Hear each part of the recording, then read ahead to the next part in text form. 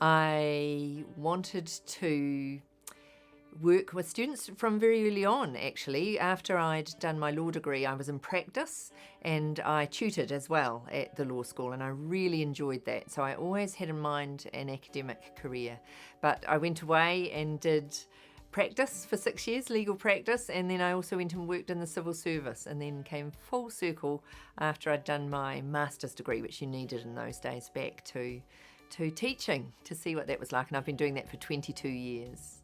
I started out by kind of approaching this bit in a lawyerly way, a sort of logical, almost objective way, and now I've become more and more involved in it as the years have gone by, and each year I know there's more I can learn about teaching and there's more I can do to make it better, but also at the law school we're carrying out research into teaching, and that's become a really important part of the journey as well. She clearly wishes the students to be actively engaged in the issues that she's talking about, and she creates a climate in the classroom where students seem to wish to participate and actively get involved in the discussion around those issues. She was the first lecturer to start parading around up and down the stairs in the lecture room, and everyone we were second years and we sort of froze and we were like, oh, she's going to ask us and she'll just come up to a student and ask them a question, which is great, but when you're 18, 19, it's kind of sort of, you don't really want to answer a law question in front of all of your peers.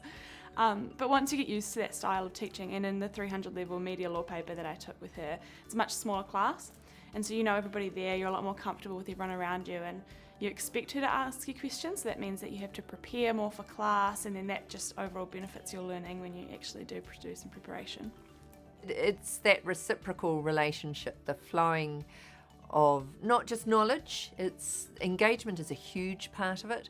And having been a bit of a performer, I love the performance part of teaching, and I love to make the students active and see them enjoying themselves. And I know when that's happening, I can feel that flow within the room, and they're alive and I'm alive, and it just kind of feeds on itself. So that's a really important part of it, and I want them to surprise themselves as well. I know sometimes when in the active sessions, I'll sit down next to a student, ask them their name, get them to speak, and I can see they're afraid. They are afraid. They're afraid, but they're kind of excited as well, and oh, what's going to happen now? And they do have a view. They find that they have a view.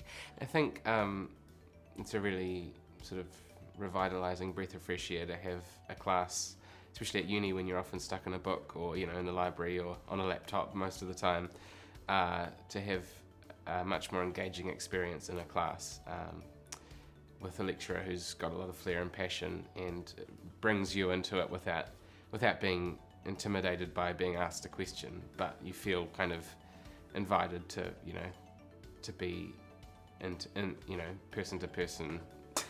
You see the course outline and you think, oh, okay, we're doing that, but then over the course it definitely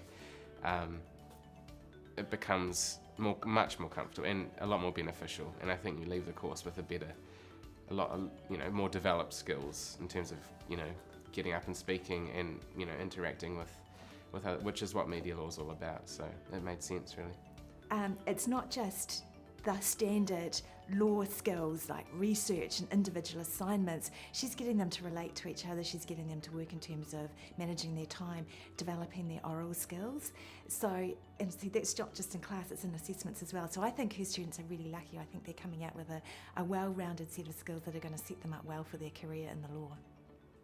Without our students, we would be nothing, and without us, the students would be nothing. So it's very important that we continue to work on that relationship and continue to get enjoyment out of it, and continue to advance our teaching and advance our students' learning and well-being overall.